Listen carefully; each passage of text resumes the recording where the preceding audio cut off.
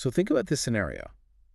You have to get a perfect line-level audio feed from, say, a concert mixer all the way across a stadium to a broadcast truck. Mm-hmm. If you try that with a standard copper cable, you're just asking for trouble. Buzz, signal loss.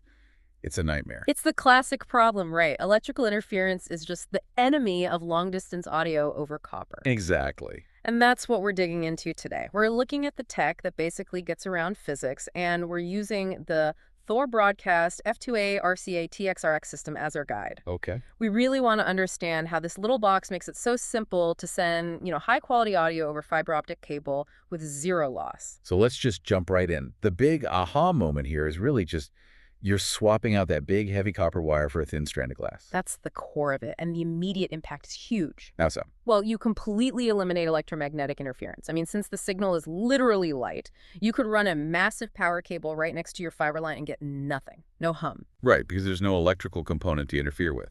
Precisely. It's a completely digital fiber platform, so you get this studio-grade quality over these massive distances. And when you say digital quality, this system uses 24-bit digitally encoded audio. Why is that 24-bit number so important for our listeners? It's all about dynamic range. With 24-bit, you have so much more room between the quietest sound and the loudest sound. A bigger canvas, basically. Exactly. The softest whispers aren't lost in the noise floor, and the loudest peaks don't distort. It just preserves that professional line-level signal perfectly. Okay, and this is where it gets really impressive for me. The distance.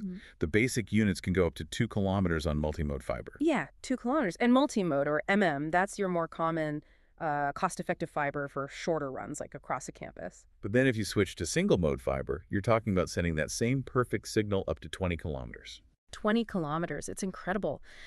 And yeah, single mode, or SM, uses a more focused laser, which is what lets it travel so far with, such integrity. But the spec sheet says it's just plug and play. No configuration needed. Now, for a pro AV person, doesn't plug and play sometimes feel a bit limiting? That's a great question.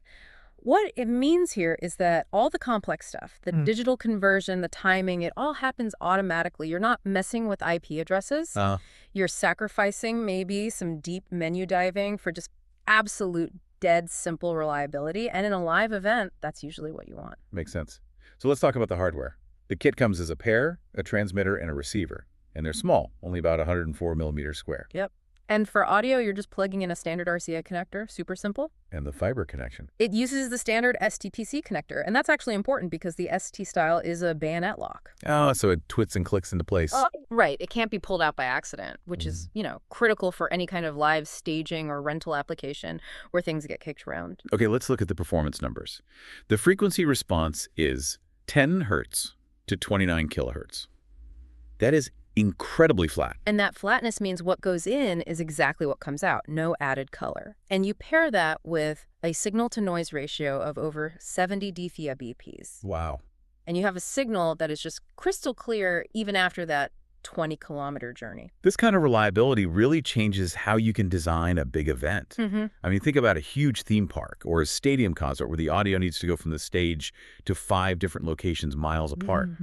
Copper would be a total non-starter. But this is perfect for that. That's why you see it in theaters, broadcast studios, intercom systems, anywhere that distance and noise are the main enemies. So if we boil it all down, the takeaway is pretty clear. Fiber optic conversion just solves the biggest problems with copper: distance and interference. It makes audio transport simple, reliable, and keeps the quality perfect. Right. And that leaves an interesting question for you to think about. When you have this kind of long-distance, high-performance tool, how does that fundamentally change the way you would design a massive distributed event, like a citywide festival or a huge stadium show, for maximum reliability and sound quality? What possibilities does that open up for you?